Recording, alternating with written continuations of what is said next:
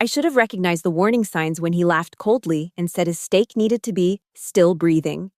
But my biggest mistake was thinking I wasn't going to be the main course that night. My name is Clara Evans, and I'm 34 years old. Until 3 months ago, I was the creative director at Verity Media, a mid-sized digital marketing agency in downtown Chicago. I thought I had it all figured out. I thought I was building something meaningful, something lasting. I thought my boss, Arthur Sterling, actually valued my contributions to the company he'd built from the ground up 15 years ago. I was wrong about everything. The Gilded Cage restaurant buzzed with the kind of energy that only came from mixing expensive wine with expensive egos. Crystal chandeliers cast warm light over polished mahogany tables where Chicago's marketing elite gathered for what Arthur had promised would be the most important client dinner of the year. I smoothed my black blazer and tried to ignore the knot in my stomach that had been growing tighter all week. "Clara, darling, you look absolutely radiant tonight," Arthur said as I approached our table, his smile as sharp as the knife he was using to cut into his barely cooked steak. Blood pooled around the meat, and I had to look away. "I hope you're ready for tonight's presentation." Something in his tone made my skin crawl, but I plastered on my professional smile. "Of course, Arthur. I've been looking forward to sharing the Morrison campaign results with everyone." The Morrison campaign had been my baby for the past 6 months. A complete digital transformation for a struggling retail chain that had resulted in a 340% increase in online sales and a 67% boost in brand recognition. It was the kind of success story that made careers, and I'd poured my heart and soul into every aspect of it. Arthur's eyes glittered with something I couldn't quite identify. "Oh, I'm sure you have been." The table was already half full when I sat down. There was Marcus Webb from Morrison Retail, looking uncomfortable in his too-tight suit, Jennifer Liu from Paramount Holdings, one of our biggest potential clients, picked at her salad with the focused intensity of someone who'd rather be anywhere else. David Kim from Stellar Innovations nodded politely as I took my seat, but his attention was clearly elsewhere. And then there was the woman at the table next to ours. She was probably in her early 50s, with silver-streaked auburn hair pulled back in an elegant chignon and wearing a navy suit that probably cost more than my monthly rent. She sat alone, occasionally glancing at her phone, but I noticed she was listening to our conversation with the kind of focused attention that suggested she was far more interested in our table than her own meal. "Ladies and gentlemen," Arthur began, tapping his wine glass with his knife. The sound was sharp and discordant, like everything else about him lately. "I want to thank you all for joining us tonight. As you know, Verity Media has been at the forefront of digital innovation for over a decade, and tonight I want to share some exciting developments in our creative department." My heart started racing. This was it. My moment to shine, to show these industry leaders what I'd accomplished. I began to reach for my presentation folder when Arthur's voice cut through my thoughts like a blade. "But first, I think it's important to address some concerns that have come to light regarding our current creative leadership." The blood in my veins turned to ice. Around the table, I could see the subtle shift in body language as everyone leaned in slightly. Sensing drama.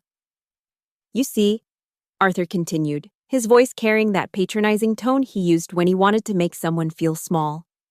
"Creativity is a young person's game.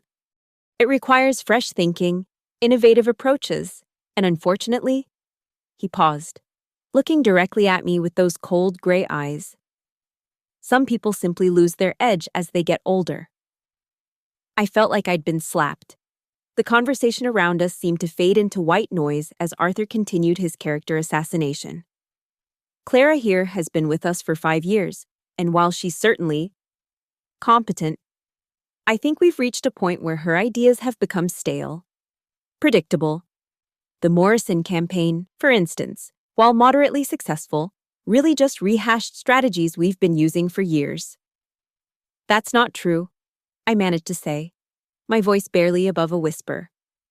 "The Morrison campaign was completely original. We developed new customer journey mapping, implemented AI-driven personalization, and created an entirely new brand voice that—" "Clara," Arthur interrupted, his voice now carrying an edge of irritation. I think you're confusing your minor contributions with the overall strategy that the team developed.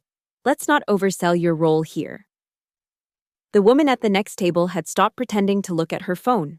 She was watching our exchange with the intensity of a hawk studying its prey. Marcus Webb from Morrison Retail shifted uncomfortably in his seat. Actually, Arthur, I have to say that Clara's work on our campaign was exceptional. She personally oversaw every aspect of... Marcus, Arthur said with that same cold smile. I appreciate your loyalty to our team, but I think you're being generous. The truth is, Clara's performance has been declining for months. Her ideas lack innovation, her execution is sloppy, and frankly, she's become more of a liability than an asset. The room was completely silent now. I could feel the eyes of every person at the table on me, watching my humiliation unfold in real time. My hands were shaking so badly I had to clasp them together under the table. In fact, Arthur continued, clearly enjoying himself now, I've made the decision that tonight will be Clara's last evening with Verity Media. Effective immediately, she's no longer employed with our company. The words hit me like a physical blow. I couldn't breathe, couldn't think, couldn't process what was happening. Arthur, I started. But he held up his hand. I'm sorry, Clara, but this decision is final. You're free to go. Security will escort you out. As if on cue, two men in dark suits appeared at the edge of our table. They weren't threatening, exactly, but their presence made it clear that this wasn't a negotiation. I stood up on shaking legs, my mind reeling. 5 years of my life. 5 years of 60-hour weeks. Of sacrificing my personal relationships. Of pouring my creativity and passion into building something I thought mattered. And this was how it ended. In front of clients, in front of colleagues, in front of strangers. You can't do this, I whispered. But even as I said it, I knew he could. Illinois was an at-will employment state. He could fire me for any reason or no reason at all. I'm afraid I can, Arthur said, cutting another piece of his bloody steak. Your personal belongings will be packed and sent to you. Good luck in your future endeavors. The walk to the restaurant exit felt like a death march. Every eye in the place was on me, watching the spectacular fall of someone they'd probably never see again. My cheeks burned with shame and humiliation, and I could taste the metallic tang of blood from biting my tongue to keep from crying. Just as I reached the door, I felt a gentle touch on my arm. I turned to see the woman from the neighboring table, her expression kind but determined. Ms. Evans, she said quietly. I'm Miriam West. I was wondering if you might have time for coffee tomorrow morning. I have a proposition that might interest you. She pressed a business card into my hand, and I looked down to see elegant script reading, Miriam West, CEO, Nova Digital. Nova Digital, I knew that name. They were Verity Media's biggest competitor, the company that had been stealing clients and talent for the past 2 years. I don't understand, I said, my voice still shaky from the shock of what had just happened. Miriam's smile was sharp and knowing. Oh, I think you will. Tomorrow. 9 a.m. at the Metropole Cafe on State Street. Trust me. Clara. This conversation could change everything. She turned and walked back to her table, leaving me standing in the doorway with her card clutched in my trembling fingers. I spent that night alternating between rage and despair, pacing my apartment like a caged animal. How could Arthur have done this to me? How could he have humiliated me so publicly, so cruelly? And what did Miriam West want with me?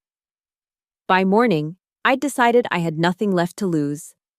The Metropole Cafe was the kind of place where Chicago's power brokers conducted their most important business over expertly crafted lattes and artisanal pastries. Miriam was already there when I arrived, sitting at a corner table with a clear view of the room, dressed in a charcoal gray suit that made her look like she could buy and sell half the city. Clara, she said, standing to shake my hand. Thank you for coming. I wasn't sure you would. I wasn't sure I would either, I admitted, sitting down across from her. But after last night, I figure I don't have much to lose. Miriam's laugh was warm but calculating. Oh, my dear, you have so much more to gain than you realize. Let me ask you something. What do you know about my history with Arthur Sterling? I shook my head. Nothing, really. I know Nova Digital is Verity's biggest competitor, but I don't know the details of how that relationship developed. Arthur and I were partners once, Miriam said, her voice taking on a harder edge. 20 years ago, we started a small digital marketing firm together. I provided the vision and the capital. He provided the charm and the client relationships. For 3 years, we built something beautiful together. She paused to take a sip of her coffee, and I could see the old anger flickering in her eyes. Then, one day, I came into the office to find that Arthur had restructured our partnership agreement. He'd somehow managed to gain controlling interest in the company while I was out of town on a client emergency. He offered me a choice: accept a junior position in the company I'd helped create, or walk away with nothing. I felt a chill run down my spine. This sounded exactly like something Arthur would do. I chose to walk away, Miriam continued. I spent the next 5 years rebuilding from scratch, creating Nova Digital from nothing, and every single day, I promised myself that someday, I would make Arthur Sterling pay for what he did to me. She leaned forward, her eyes intense and focused. Last night, I watched him do to you exactly what he did to me. Public humiliation, character assassination, the complete destruction of someone who trusted him. And I realized that you, Clara Evans, might be exactly the weapon I've been waiting for. What do you mean? I asked, though part of me already knew. I mean, I want to offer you a job, not just any job, but the opportunity to develop and launch a project that will directly compete with Verity Media's flagship service. I want you to take everything you know about Arthur's business, every client relationship, every strategic advantage, and help me use it to destroy him. The offer hung in the air between us like a loaded gun. I thought about Arthur's face last night, the cold satisfaction in his eyes as he'd systematically dismantled my reputation in front of people who mattered in our industry. I thought about 5 years of my life, of my ideas, of my passion being dismissed as competent and stale. What kind of project? I asked. Miriam's smile was predatory.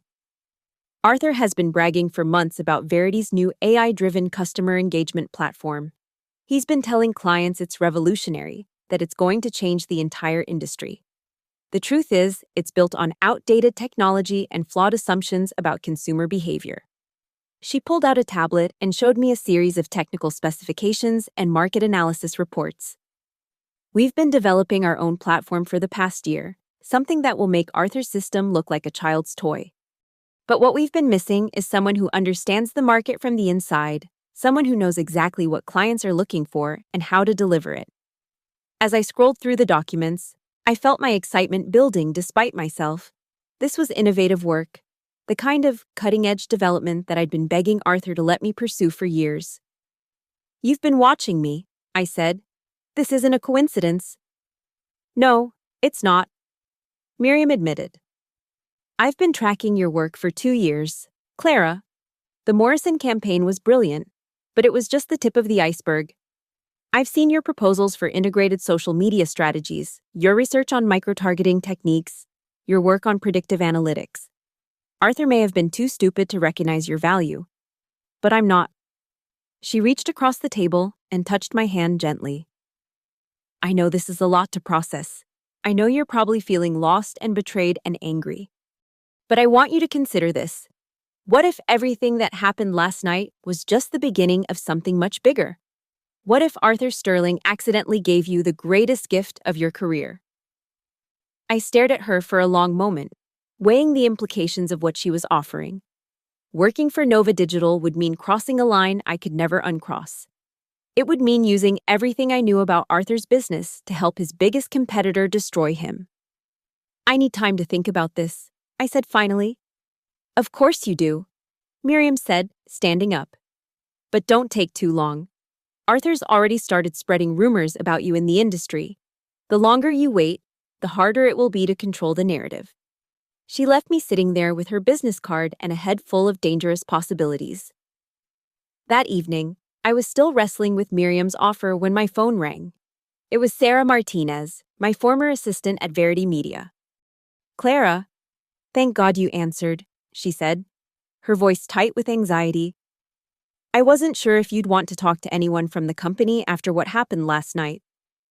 Sarah, you don't have to whisper, I said. I'm not contagious. Actually, I do have to whisper, she said. Arthur sent out a company-wide email this morning. He's telling everyone that you were terminated for performance issues and potential intellectual property violations. He's making it sound like you were stealing company secrets. My blood pressure spiked. He's what? It gets worse. Sarah continued. He's also reached out to several other agencies in the city, warning them that you might try to take proprietary information to competitors. Clara, he's trying to make you unemployable. I felt the room spinning around me.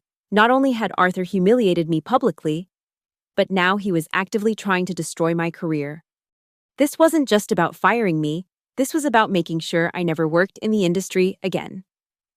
Sarah, I need you to do something for me, I said, my voice steadier than I felt. I need you to document everything, every email Arthur sends, every meeting he has about me, every conversation you overhear. Can you do that? Of course, she said. Clara, I'm so sorry this is happening to you. Everyone here knows how talented you are. What Arthur did was wrong. After I hung up, I sat in my apartment staring at Miriam's business card. Arthur wasn't just trying to ruin my present, he was trying to destroy my future. Well, two could play that game. I picked up my phone and dialed Miriam's number. I'm in, I said when she answered. I was hoping you'd say that, she replied. Can you start Monday? Nova Digital's offices were everything Verity Media's weren't. Where Arthur's company felt cramped and outdated. Nova occupied 3 floors of a gleaming downtown high-rise with floor-to-ceiling windows and state-of-the-art technology. The energy was different, too. People actually seemed excited to be there. Miriam gave me a tour on my first day, introducing me to the team that would be working on what she called Project Prometheus. The name was apt. We were stealing fire from the gods. Clara, I want you to meet Dr. James Wright, our head of data analytics, Miriam said, gesturing to a tall man with prematurely gray hair and intense brown eyes. James, this is Clara Evans, our new strategic director. James shook my hand with the firm grip of someone who'd spent years in academic research before making the jump to private industry. I've been following your work for years, he said. Your paper on cross-platform customer journey mapping was groundbreaking. I was surprised he knew about it. The paper had been something I'd written on my own time, a theoretical framework I'd hoped to implement at Verity Media. Arthur had dismissed it as too complicated for our clients. Thank you, I said. I'm excited to see what we can build together. The next person Miriam introduced me to was Sophia Reyes, the creative director who would be working on the visual and user experience aspects of our platform. She was young, probably in her late 20s, with short-cropped black hair and the kind of energy that suggested she survived on caffeine and creative passion. I have to tell you, Sophia said, I've been dying to work with someone who actually understands the technical side of what we're trying to achieve. Most creative directors I've worked with think AI is some kind of magic black box. It's not magic, I said, but it can feel like it when you get the algorithms right. The third key team member was David Chen, our head of business development. He was the one who would be responsible for taking our platform to market and stealing clients away from competitors like Verity Media. I've already identified 12 potential clients who are currently dissatisfied with their existing platforms, David said as we sat down in the conference room for our first team meeting. The key is going to be demonstrating clear superiority over what they're currently using. Miriam sat at the head of the table, looking like a general preparing for war. Clara, I want you to understand something. This isn't just about building a better product. This is about positioning Nova Digital as the clear leader in AI-driven customer engagement. When we launch this platform, I want every marketing director in the city to realize that they're using stone tools while we're offering them laser-guided missiles. Over the next 3 weeks, I threw myself into the project with an intensity that surprised even me. I was working 14-hour days, but for the first time in years, I was actually excited about what I was building. Every algorithm we refined, every user interface element we perfected, every predictive model we trained felt like a small victory against Arthur and everything he represented. The platform we were developing was genuinely revolutionary. While Arthur's system relied on basic demographic targeting and simple behavioral tracking, ours used machine learning to create dynamic customer personas that evolved in real time based on engagement patterns. We weren't just targeting customers, we were predicting their needs before they knew they had them. "This is incredible," James said one evening as we reviewed the latest test results. "We're seeing engagement rates that are 300% higher than industry averages. If these numbers hold up in real-world testing, we're going to change everything." But even as I celebrated our technical achievements, I couldn't shake the feeling that something was wrong. Miriam had an uncanny knowledge of Verity Media's internal operations, knowing details about client relationships and strategic decisions that should have been confidential. When I asked her about it, she just smiled and said she had excellent sources. My suspicions were confirmed the following week when I received a call from Sarah Martinez. "Clara, I think someone is feeding information to Nova Digital," she said, her voice barely above a whisper. "Arthur has been having closed-door meetings with the senior staff, and afterward, people have been asking weird questions about our client contracts and project timelines." "What kind of questions?" I asked. "Specific things, like exact budget numbers for the Morrison campaign, or which clients have been expressing concerns about our AI platform, the kind of information that would be really valuable to a competitor." I felt a chill run down my spine. "Sarah, I need you to be very careful. If Arthur suspects there's a leak, he's going to be looking for someone to blame." "I know," she said. "But Clara, I think you should know that he's been asking questions about you too. He wants to know if you've been in contact with any competitors, if you took any files when you left, that kind of thing." After I hung up, I sat in my office at Nova Digital staring out at the Chicago skyline. The pieces were starting to fall into place, and I didn't like the picture they were forming. Miriam had been too prepared, too knowledgeable, too confident that I would be valuable to her organization. She'd been planning this for months, maybe years. I decided to do some digging of my own. That weekend, I used my access to Nova Digital's internal systems to trace the source of some of the information we'd been using in our competitive analysis. What I found made my stomach drop. Buried in the metadata of several key documents were the digital signatures of someone with access to Verity Media's internal servers. Someone at my old company was selling information to Miriam West. The realization hit me like a physical blow. I wasn't just Miriam's secret weapon against Arthur, I was her cover story. If anyone ever investigated Nova Digital's uncanny knowledge of Verity Media's operations, they would assume I was the source. I was the perfect scapegoat. I was still processing this revelation when my phone buzzed with a notification from LinkedIn. Arthur Sterling had posted a new update, and it was about me. Unfortunately, I need to warn my colleagues in the industry about a former employee who has violated the trust we placed in her. Clara Evans was terminated from Verity Media for performance issues and potential intellectual property theft. I have reason to believe she is now working with competitors and may be sharing confidential information. I encourage everyone to be cautious about any business relationships with Ms. Evans. The post had been up for less than an hour, but it already had dozens of likes and comments. People I'd worked with for years, people I'd considered friends, were agreeing with Arthur's assessment of my character. I felt physically sick. Arthur wasn't just trying to destroy my career, he was trying to destroy my reputation. And the worst part was, in a way, he was right. I was working with his biggest competitor, and I was using my knowledge of his business to help them gain an advantage. But I hadn't stolen anything. I hadn't taken any files or violated any confidentiality agreements. I was just using my own experience and expertise to build something better than what Arthur had rejected. My phone rang, and I saw Miriam's name on the screen. "Clara, have you seen Arthur's LinkedIn post?" she asked without preamble. "Yes, I've seen it," I said, my voice tight with anger. "Good. I want you to know that this is exactly what I expected him to do." Arthur always was a predictable man. He's scared, and scared people make mistakes. Miriam, I need to ask you something, and I need you to be honest with me, I said.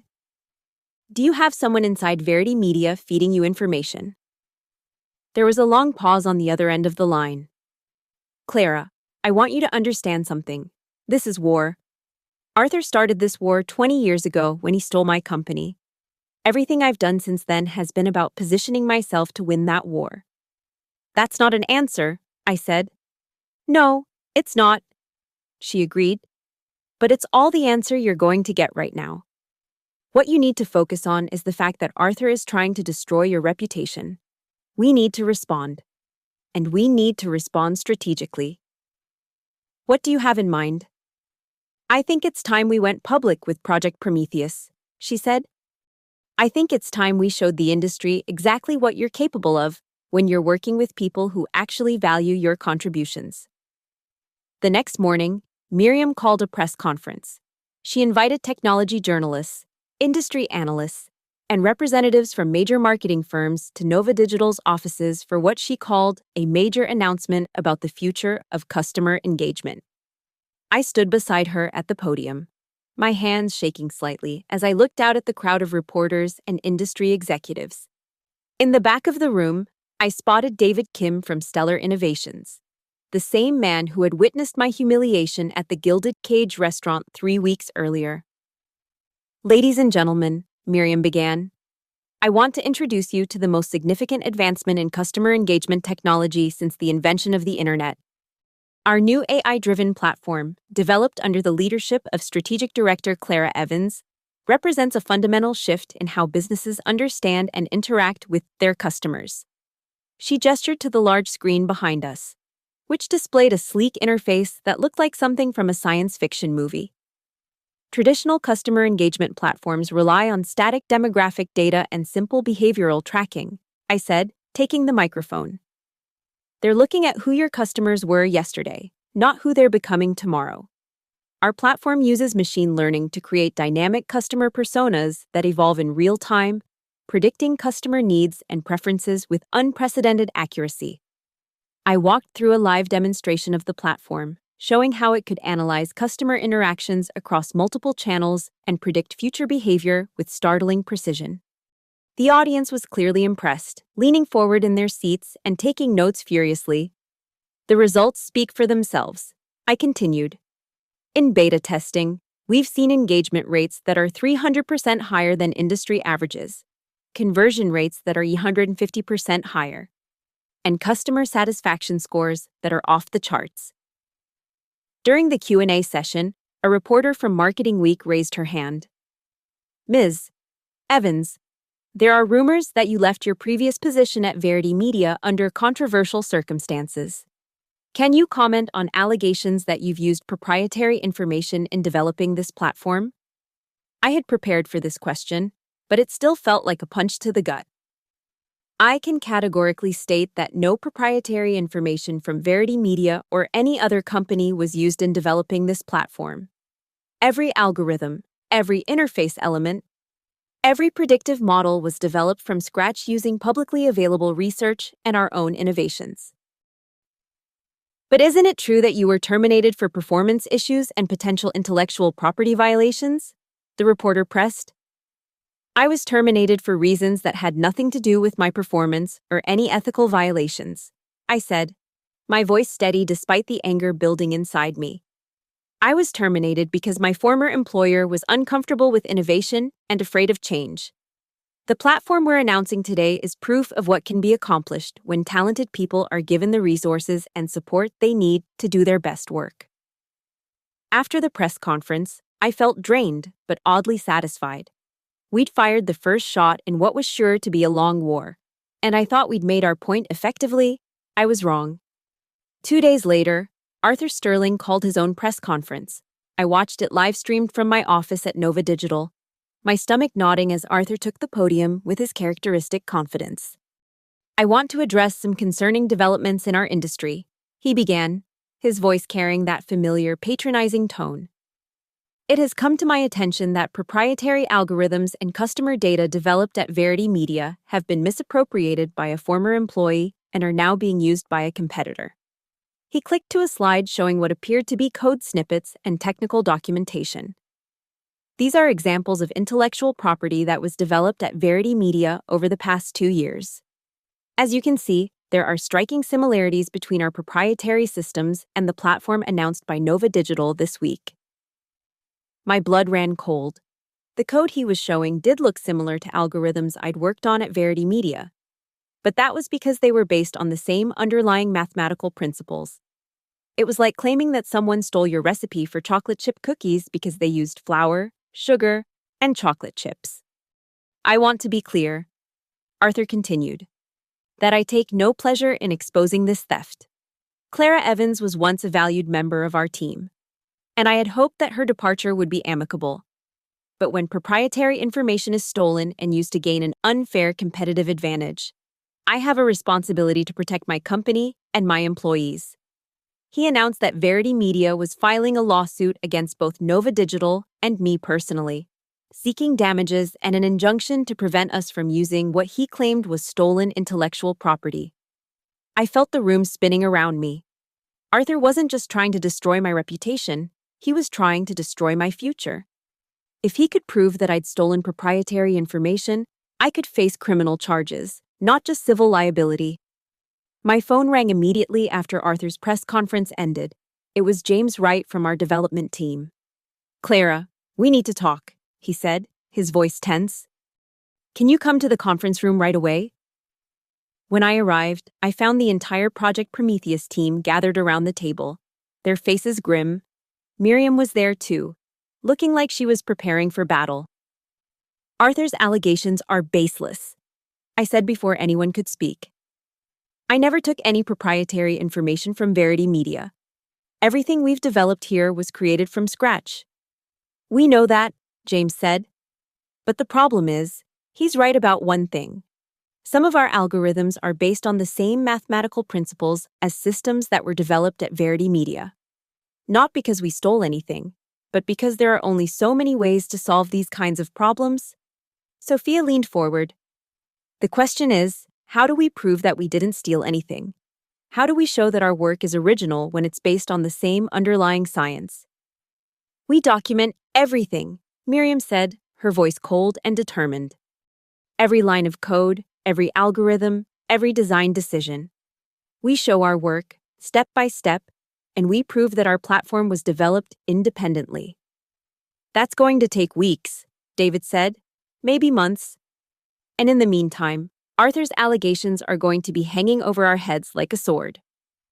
"Then we need to be smart about this," Miriam said.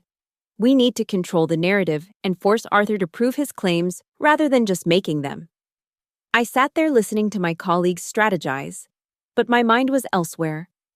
I was thinking about the conversation I'd had with Sarah Martinez about the information that seemed to be flowing from Verity Media to Nova Digital. I was thinking about Miriam's evasive answers when I'd asked about her sources. And I was thinking about the fact that Arthur's lawsuit might not be entirely without merit. Not because I'd stolen anything, but because someone else had. That evening, I decided to take a risk. I called Sarah Martinez and asked her to meet me for coffee. We met at a small cafe in Lincoln Park, far from both of our offices. "Sarah, I need to ask you something. And I need you to be completely honest with me," I said. "Is someone at Verity Media passing information to Nova Digital?" She looked around nervously before leaning forward. "I think so," she whispered. "There have been too many coincidences. Information that was discussed in closed meetings shows up in competitor proposals. Client concerns that were raised in internal emails get addressed by other agencies before we even respond. Do you have any idea who it might be?" Sarah hesitated. "I have suspicions, but I can't prove anything. And Clara, I need you to know that I don't think it's related to you. This has been going on for months, long before you left the company." "Who do you suspect?" I asked.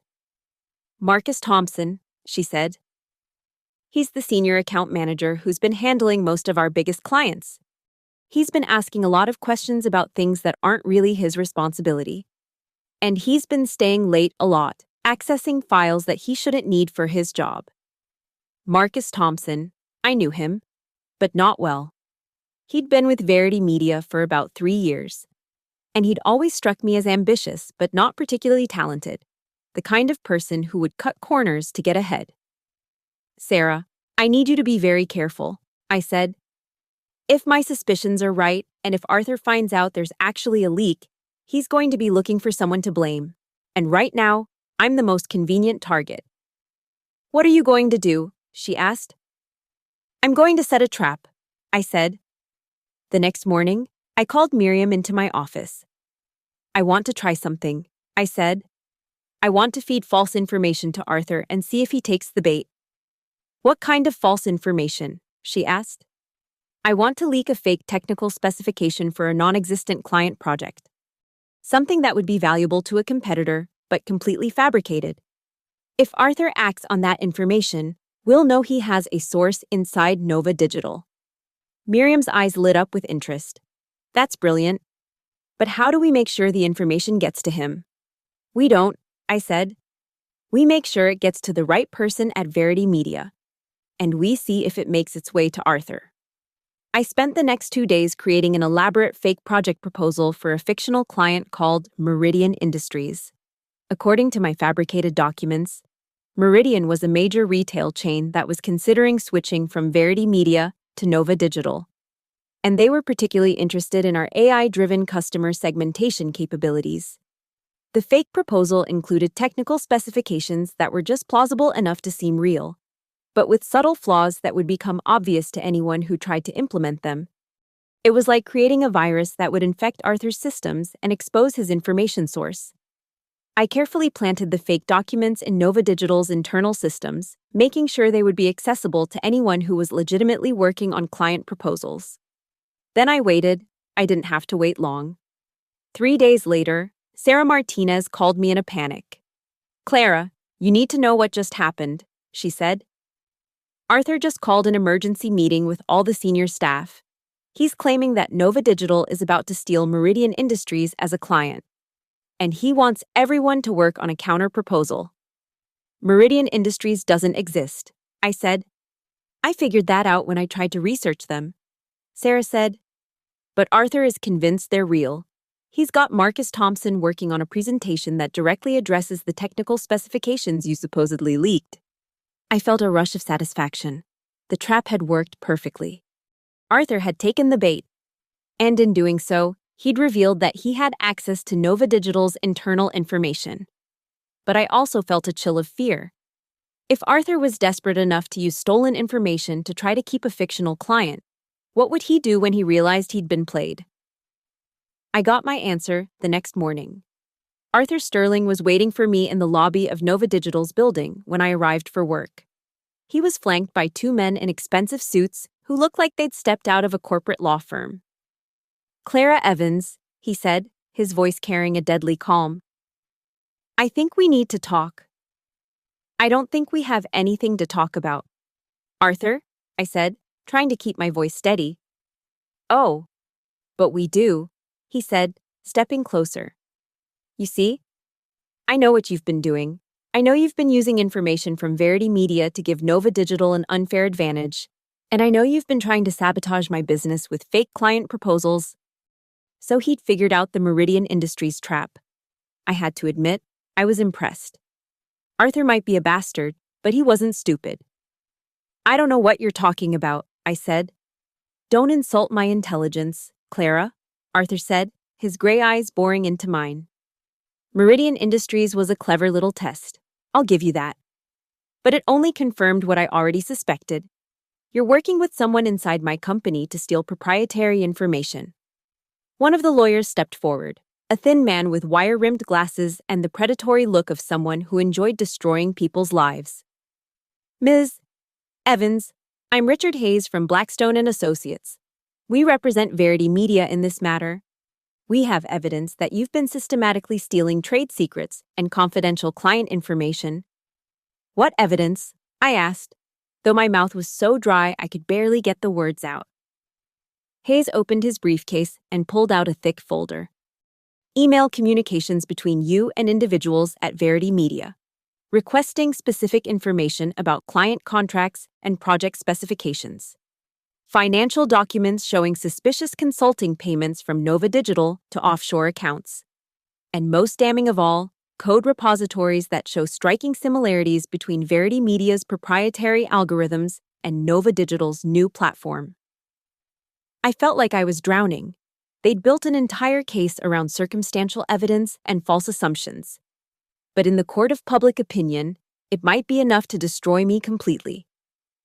Those allegations are completely false, I said, surprised by how steady my voice sounded. I've never stolen anything from Verity Media, and I've never asked anyone to provide me with confidential information. Arthur laughed, a cold sound that echoed off the marble walls of the lobby. Clara, darling, you were always better at execution than strategy. Did you really think I wouldn't notice that someone was feeding information to my competitors? Did you think I wouldn't investigate when my own former employee suddenly became the star of my biggest rival? Arthur, I said, meeting his gaze directly. You're making a mistake, a very big mistake. The only mistake I made was not firing you sooner, he replied. But don't worry, I'm going to make sure that mistake doesn't hurt my company any further. He gestured to the lawyers. Ms. Evans, you're being served with a cease and desist order. You are forbidden from using any proprietary information belonging to Verity Media, and you are forbidden from making any public statements that could damage our company's reputation. Hayes handed me a legal document that was thick enough to use as a weapon. You're also being served with notice of our intent to file criminal charges for corporate espionage and theft of trade secrets. I suggest you retain counsel, Miss Evans. You're going to need it. As they turned to leave, Arthur paused and looked back at me with that familiar cold smile. Oh, and Clara? You might want to check this morning's Chicago Business Journal. I think you'll find the lead story quite interesting. I stood in the lobby for several minutes after they left, clutching the legal documents and trying to process what had just happened. Arthur wasn't just threatening a civil lawsuit anymore. He was talking about criminal charges. If he could make those charges stick, I could face jail time. I took the elevator up to my office and immediately opened my laptop to check the Chicago Business Journal website. The headline made my stomach drop. Former Verity Media executive accused of corporate espionage in high-stakes industry battle. The article was devastating. It painted me as a disgruntled employee who had stolen proprietary information to get revenge against my former boss. It quoted anonymous sources within the industry who questioned my ethics and professional integrity. It even included comments from clients who said they were concerned about doing business with Nova Digital given the allegations against their new strategic director. My phone started ringing immediately. The first call was from a reporter at TechCrunch who wanted a comment on the allegations. The second was from a journalist at Ad Age who had heard rumors about the lawsuit. The third was from my mother, who had somehow already seen the article and was calling to ask if I needed a lawyer. I turned off my phone and sat in my office staring out at the Chicago skyline, trying to figure out how everything had gone so wrong so quickly. Miriam knocked on my door about an hour later. She looked calm and composed, as if the crisis swirling around me was just another day at the office. "How are you holding up?" she asked, sitting down across from my desk. "I've been better," I said. "Miriam, I need to know something. Are you going to stand by me through this? Or am I on my own?" She smiled, but there was something calculating in her expression. "Clara, you're a valuable member of this team. We're not going to abandon you just because Arthur Sterling is throwing a tantrum." "This isn't a tantrum," I said. "This is a coordinated attack designed to destroy my career and possibly put me in prison. And I'm starting to think that maybe I've been naive about what I've gotten myself into here." Miriam's expression hardened slightly. "What are you suggesting?" "I'm suggesting that maybe Arthur isn't entirely wrong about Nova Digital having inside information about Verity Media's operations. And I'm suggesting that maybe I've been set up to take the fall for someone else's corporate espionage." For a moment, Miriam just stared at me. Then she started laughing, a sound that was both genuine and slightly unhinged. "Oh, Clara, she said, wiping tears from her eyes. You really are as smart as I thought you were. Yes, I have sources inside Verity Media. Yes, I've been using information from those sources to gain competitive advantages. And yes, you were always meant to be my cover story if anyone started asking difficult questions. I felt like I'd been slapped. You used me. I gave you an opportunity, she corrected. An opportunity to build something revolutionary, to work with cutting-edge technology, to make more money than you'd ever made in your life. The fact that you also served as a convenient explanation for my information sources was just a bonus. You're talking about destroying my life, I said, my voice rising. I'm talking about winning a war, Miriam snapped. A war that Arthur Sterling started 20 years ago when he stole my company. You think this is about you? You think this is personal? This is business. Clara, this is about survival in an industry that eats the weak and rewards the strong. She stood up and walked to the window, looking out at the city below. But here's the thing, my dear. You're not weak. You're not a victim. You're one of the most talented strategists I've ever worked with, and you have the opportunity to help me finish what we started. By letting Arthur destroy my reputation? By destroying Arthur first, she said, turning back to face me. He thinks he's won because he's made some noise in the press and filed a few legal documents. But he's made a critical error. He's shown his hand too early, and he's underestimated what we're capable of when we fight back. I stared at her for a long moment, trying to process the magnitude of what she was suggesting. What do you have in mind? I think it's time we went nuclear, she said. I think it's time we exposed Arthur Sterling for what he really is. A fraud, a thief, and a bully who's built his entire career on other people's work. She walked back to my desk and pulled out her phone, scrolling through what looked like thousands of emails and documents. For the past 3 years, I've been building a comprehensive file on Arthur's business practices, instances of client fraud, employee harassment, tax evasion, breach of contract. I've been waiting for the right moment to use this information, and I think that moment has arrived. You want to blackmail him? I want to expose him, she corrected. There's a difference. Blackmail is when you threaten to reveal damaging information unless someone gives you what you want.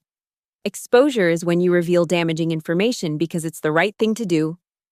I looked at the documents she was showing me, and my blood ran cold. If even half of this information was accurate, Arthur Sterling wasn't just a bad boss, he was a criminal. How did you get all of this? I asked. The same way I got information about Verity Media's current operations, she said. I have very good sources, and I've been very patient. My phone, which I turned back on despite my better judgment, started buzzing with another call. This time, it was Sarah Martinez. Clara, you need to know what's happening here, she said as soon as I answered. Arthur just fired Marcus Thompson. He what? He called Marcus into his office about an hour ago, and Marcus came out looking like he'd seen a ghost. He cleaned out his desk and left without saying a word to anyone. I felt a chill run down my spine. If Arthur had figured out that Marcus was his information leak, then he knew that I wasn't the source of Nova Digital's inside information. But that didn't mean he was going to stop his attack on me. It just meant he was going to have to adjust his strategy. Sarah, I need you to be very careful, I said. Arthur is in full damage control mode right now, and he's looking for people to blame. Don't do anything that could make you a target. Clara, there's something else, she said. Before Marcus left, he asked me to give you a message. He said to tell you that he has information you need to hear, and that he'll be at the Millennium Park Cafe at 7 o'clock tonight if you want to talk. After I hung up, I sat in my office weighing my options. Meeting with Marcus Thompson could be walking into a trap. Arthur might be using him to gather evidence against me or to set me up for further legal action. But Marcus might also have information that could help me understand what was really happening at Verity Media. I think you should go, Miriam said when I explained the situation to her. But I think you should be very careful about what you say and what you agree to. Why do you want me to meet with him? I asked. Because I think Marcus Thompson might be the key to bringing down Arthur Sterling once and for all, she said. And because I think you deserve to know the truth about what you've been caught up in. The Millennium Park Cafe was crowded with the usual mix of tourists and office workers grabbing dinner after a long day. I found Marcus sitting at a table in the back corner, looking like a man who hadn't slept in days. His usually perfect hair was disheveled, his expensive suit was wrinkled, and his hands were shaking as he gripped his coffee cup. "Clara," he said as I sat down across from him. "Thank you for coming. I wasn't sure you would." "I almost didn't," I said. "Marcus, what's going on? Why did Arthur fire you?" He laughed bitterly. He figured out that I was the one feeding information to Nova Digital. Took him long enough. Honestly, I've been doing it for almost 2 years. I felt a mix of vindication and anger. "Why?" I asked. "Why would you betray your own company?" "Because Arthur Sterling is a monster," Marcus said, his voice full of venom. "Because he's destroyed careers, stolen credit for other people's work, and built his empire on a foundation of lies and manipulation." He pulled out his phone and showed me a recording app. "I've been documenting everything for months. Every illegal scheme, every instance of client fraud, every time he's threatened or harassed an employee. I've got hours of recordings, Clara. Hours of Arthur Sterling revealing himself to be exactly the kind of person who deserves to be destroyed." "So why didn't you just quit?" I asked. "Why stay and feed information to his competitors?" "Because quitting wouldn't have been enough," he said. "Arthur needed to be exposed, and I needed to make sure I had enough evidence to bring him down completely. Working with Miriam West gave me access to resources and legal support that I never would have had on my own." I leaned back in my chair, trying to process what he was telling me. "Marcus, do you realize what you've done to me? Arthur is accusing me of corporate espionage because of the information you've been stealing." "I know," he said. And for the first time since I'd sat down, he looked genuinely ashamed. "Clara, I'm sorry. I never meant for you to get caught up in this. When Miriam told me she was recruiting you, I tried to convince her to wait until after we'd dealt with Arthur. But she didn't want to wait." "No, she didn't. She said you were too valuable to pass up, and that having you as a cover story would make our operation more credible." He met my eyes directly. "Clara, I want you to know that everything Miriam told you about your work is true. You are incredibly talented, and you deserved better than what Arthur gave you. But you also deserve to know that you've been used as a pawn in a larger game." "What kind of game?" I asked, though I was starting to suspect I already knew the answer. "Miriam West isn't just trying to compete with Arthur Sterling," Marcus said. "She's trying to destroy him completely, and she's willing to sacrifice anyone who gets in her way to make that happen." He pulled out a flash drive and slid it across the table to me. "Everything is on there. Recordings of Arthur admitting to tax evasion, client fraud, and employee harassment. Financial documents showing how he's been skimming money from client accounts. Email communications proving that he's been lying to investors about the company's performance." I stared at the flash drive like it was a live grenade. "Why are you giving this to me?" "Because I think you deserve to control your own destiny," he said. "Miriam is planning to release all of this information as part of a coordinated attack on Arthur.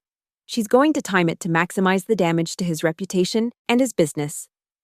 But I think you should have the option to use this information to protect yourself."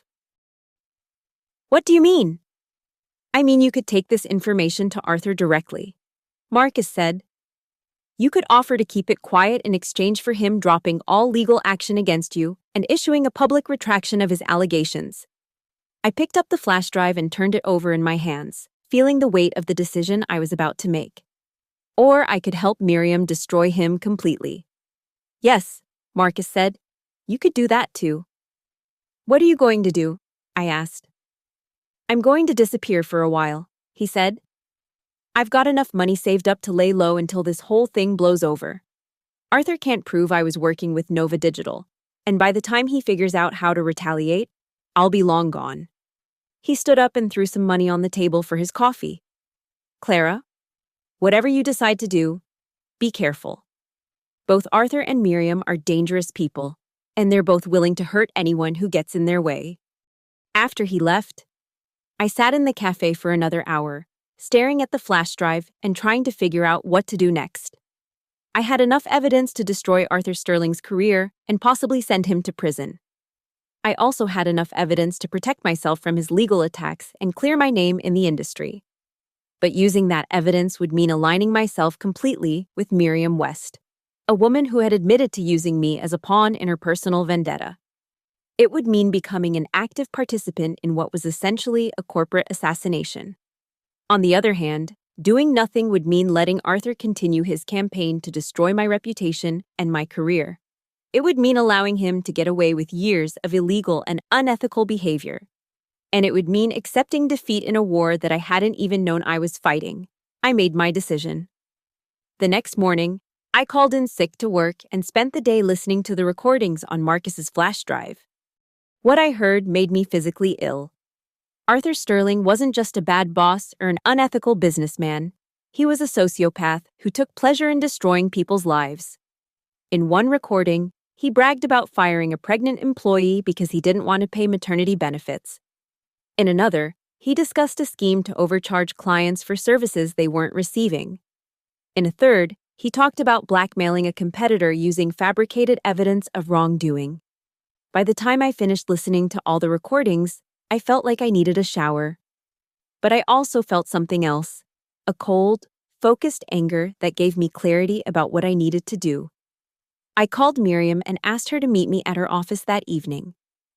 "You look like you've seen a ghost," she said when I walked into her corner office at 7 o'clock. "I've seen worse than that," I said, placing the flash drive on her desk. "I've seen Arthur Sterling's true face." Miriam picked up the flash drive and examined it like it was a precious gem. "Marcus gave you this?" "He did. And I've listened to everything on it, Miriam. This isn't just about competitive advantage or corporate espionage. Arthur Sterling is a criminal. And he's been using Verity Media as his personal criminal enterprise for years." "I know," she said simply. "I've known for a long time. The question is, what do you want to do about it?" I walked to the window and looked out at the Chicago skyline, the lights of the city twinkling like stars in the growing darkness. "I want to destroy him," I said, completely and permanently. Even knowing that it means fully committing to this war? Even knowing that there's no going back once we pull this trigger? I turned back to face her. Especially knowing that, Miriam smiled. And for the first time since I'd met her, it seemed completely genuine. "Then let's plan his funeral." We spent the next 2 weeks preparing what Miriam called Operation Scorched Earth.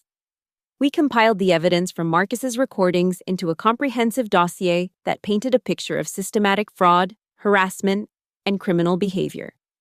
We cross-referenced financial documents with client contracts to show exactly how Arthur had been stealing money.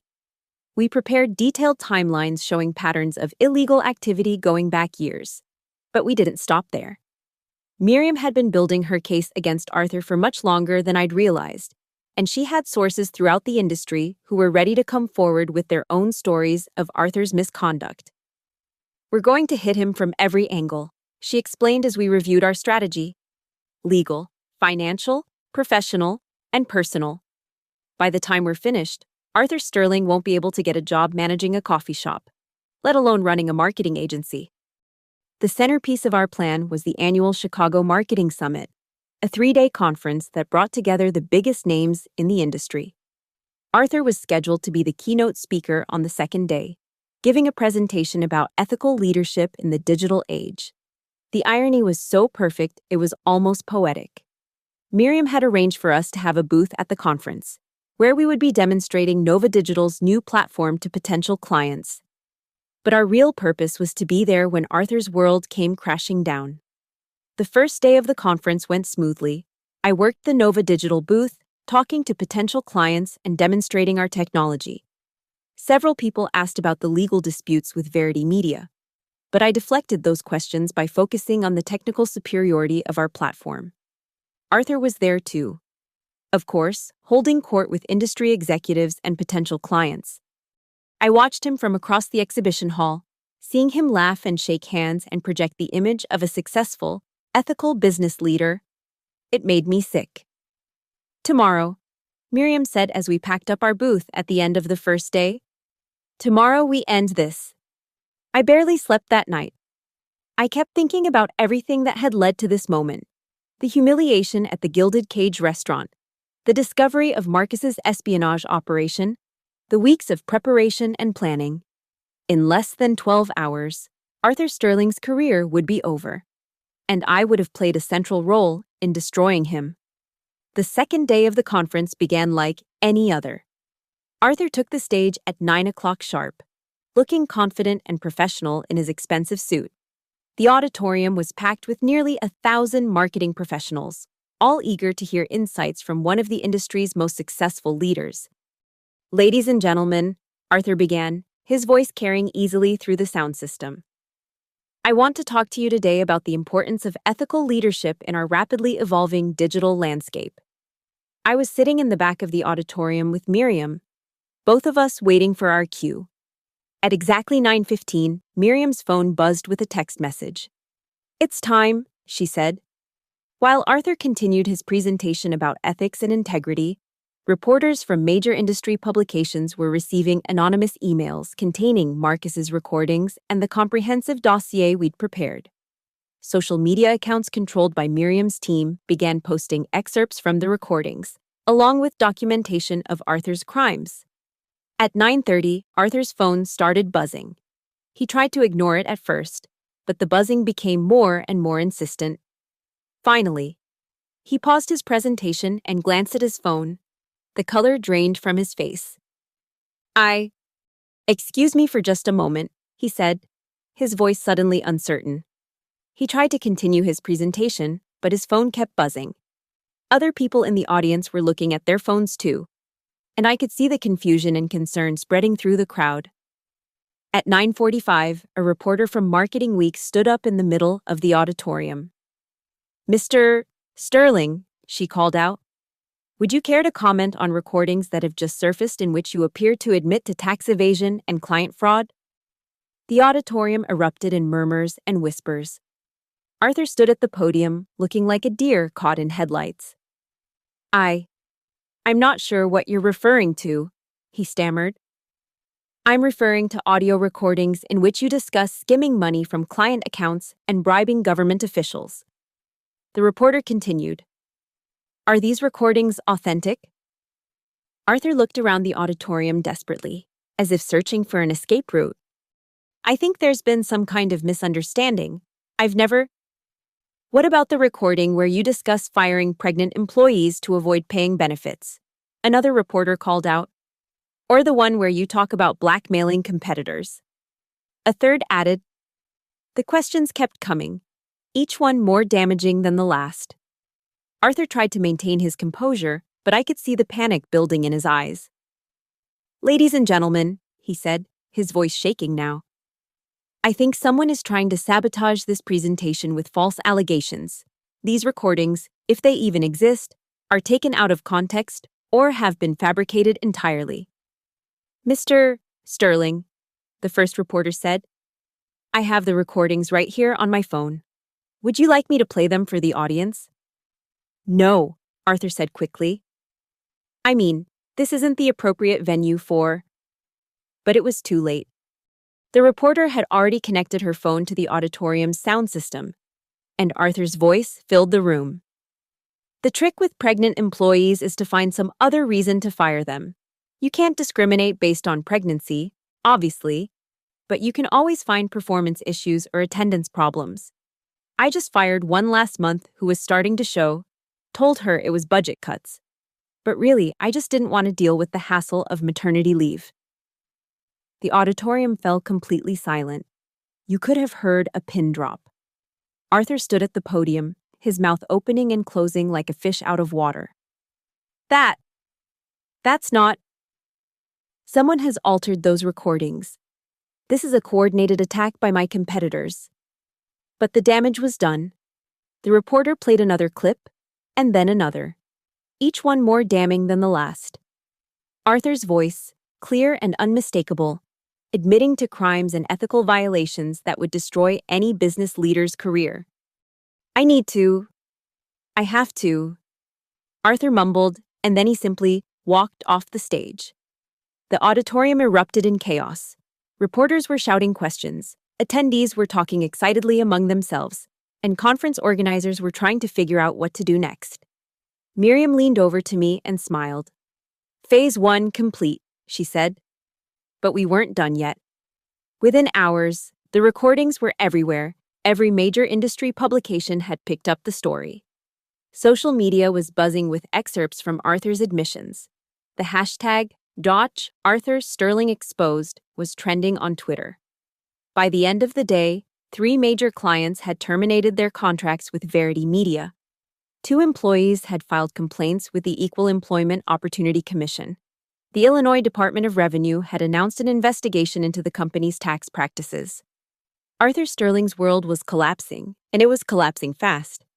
The third day of the conference was when we delivered the killing blow. Nova Digital had been scheduled to give a presentation about our new platform at 2 p.m. But Miriam had made some last-minute changes to our presentation that Arthur didn't know about. The conference organizers had moved our presentation to the main auditorium, the same stage where Arthur had given his disastrous keynote 2 days earlier. The room was packed again, but this time, the audience was there to see if Nova Digital would address the scandal that was consuming the industry. I took the stage at exactly 2 p.m., feeling more confident than I had in months. Ladies and gentlemen, I began. I want to talk to you today about innovation, integrity, and the future of our industry. I spent the first 15 minutes demonstrating our platform, showing the audience exactly what we'd accomplished and how it represented a fundamental advancement over existing technology. The response was enthusiastic. People were genuinely impressed by what we'd built. But then I shifted gears. I also want to address the elephant in the room, I said. Many of you know that I used to work for Verity Media, and that there have been recent allegations about my departure from that company. The auditorium fell silent again, just as it had 2 days earlier. Arthur Sterling has accused me of stealing proprietary information and using it to benefit Nova Digital. He's called me unethical, dishonest, and a liability to the industry. He's tried to destroy my reputation and my career based on completely false allegations. I clicked to a slide showing excerpts from Arthur's recent legal filings against me. But here's what Arthur Sterling doesn't want you to know, I continued. Every algorithm powering our new platform was developed from scratch, using publicly available research and our own innovations. Every line of code was written by our team, without any reference to proprietary systems from other companies.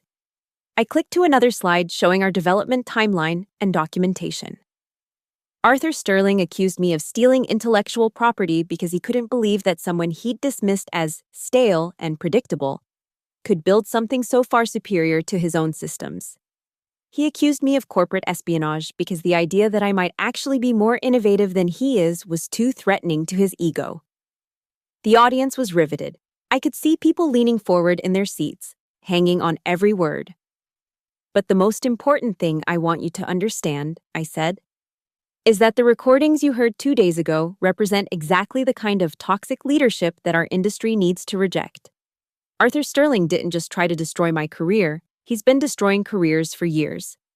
He's been stealing from clients, discriminating against employees, and using his position of power to hurt anyone who threatens him. I paused for a moment, letting my words sink in. The platform we've built at Nova Digital represents more than just technological innovation. It represents a different way of doing business, a way that values creativity over control, collaboration over competition, and integrity over profit at any cost. The applause was thunderous. People were standing up, cheering, applauding not just for our technology, but for what I'd said about the industry and about Arthur. As I left the stage, I felt a sense of completion that I hadn't experienced in years. We'd done it. We'd exposed Arthur Sterling for what he really was. And we'd positioned ourselves as the ethical alternative to everything he represented, but the best was yet to come. That evening, as I was packing up my things at the hotel, I got a call from Sarah Martinez. "Clara, you need to turn on Channel 7 News right now," she said, her voice barely containing her excitement. I turned on the television to see a breaking news report about Verity Media. The anchor was explaining that the FBI had raided the company's offices that afternoon. seizing computers and financial records as part of a criminal investigation into tax evasion and wire fraud. The report included footage of Arthur Sterling being led out of his own building in handcuffs. I sat on the edge of my hotel bed, staring at the television screen, trying to process what I was seeing. It was over. Arthur Sterling wasn't just professionally destroyed, he was facing serious criminal charges that could send him to prison for years. My phone rang again. This time, it was Miriam. "Are you watching the news?" she asked. "I'm watching it," I said. "How does it feel?" she asked. I thought about the question for a moment. How did it feel to watch the man who had humiliated and betrayed me being arrested on national television? How did it feel to know that justice was finally being served? "It feels like closure," I said finally. "Good," Miriam said, "because tomorrow, we start building the future." The aftermath of Arthur Sterling's downfall was swift and decisive. Within a week, Verity Media had filed for bankruptcy. Within 2 weeks, most of the company's former employees had found new jobs at competing agencies. Within a month, 3 former Verity Media clients had signed contracts with Nova Digital. As for Arthur himself, he was facing federal charges for tax evasion, wire fraud, and money laundering. His assets were frozen, his reputation was destroyed, and he was looking at the possibility of decades in prison. I should have felt satisfied. I should have felt vindicated. And in many ways, I did. But I also felt something else, a nagging sense that the victory had come at a cost I was only beginning to understand. Miriam offered me a permanent position as Chief Strategy Officer at Nova Digital, with a salary that was nearly double what I'd been making at Verity Media. The work was challenging and rewarding, and I was finally able to implement the innovative ideas that Arthur had dismissed for years. But I couldn't shake the feeling that I'd traded one form of manipulation for another. Miriam had been honest about using me as a pawn in her war against Arthur, but that honesty didn't make the manipulation any less real. 3 months after the conference, I was sitting in my new office at Nova Digital, looking out at the Chicago skyline and thinking about the path that had brought me here. I'd gotten my revenge against Arthur Sterling, but at what cost? I'd helped to destroy a man who probably deserved to be destroyed. But I'd done it by aligning myself with someone who was just as ruthless and calculating as he was. My phone buzzed with a text message from an unknown number. When I opened it, I saw a simple message. "Thank you." It was from Marcus Thompson. He'd kept his promise to disappear, but apparently he'd been following the news coverage of Arthur's downfall. I typed back, "Thank you too." Because despite everything, despite the manipulation and the moral ambiguity and the collateral damage, Marcus had been right about one thing. Arthur Sterling had needed to be stopped. And if we hadn't stopped him, he would have continued destroying careers and stealing from clients and abusing his power for years to come. As I sat there thinking about everything that had happened, I realized that revenge was a complicated thing. It wasn't the clean, satisfying resolution that movies and books made it out to be. It was messy and morally ambiguous and left you with as many questions as answers. But sometimes, messy and morally ambiguous was better than allowing injustice to continue unchallenged. My computer chimed with an email notification. It was from a reporter at Forbes, asking if I'd be interested in being interviewed for a feature story about innovative women in tech. The subject line read, "Rising Stars, Leaders Who Are Changing the Industry." I stared at the email for a long moment, then started typing my response. For the first time in my career, I was being recognized not as someone's subordinate or someone's victim, but as a leader in my own right. It had taken a war to get here, and the victory had come at a price I was still calculating. But I was here, and I was free, and no one would ever again be able to dismiss my voice or diminish my contributions. I finished typing my response to the Forbes reporter and hit send. Then I turned back to my computer and continued working on the project that would define the next phase of my career. A revolutionary customer engagement platform that would make everything Arthur Sterling had ever built look like a relic from the Stone Age. Outside my window, the sun was setting over Chicago, painting the sky in shades of orange and gold. It was beautiful, And for the first time in months, I felt something that had been missing from my life for a long time. I felt hope. The war was over, and I had won. Not just against Arthur Sterling, but for myself, for my future, and for the right to define my own destiny. It hadn't been clean or simple or morally pure, but it had been necessary. And sometimes, necessary was enough.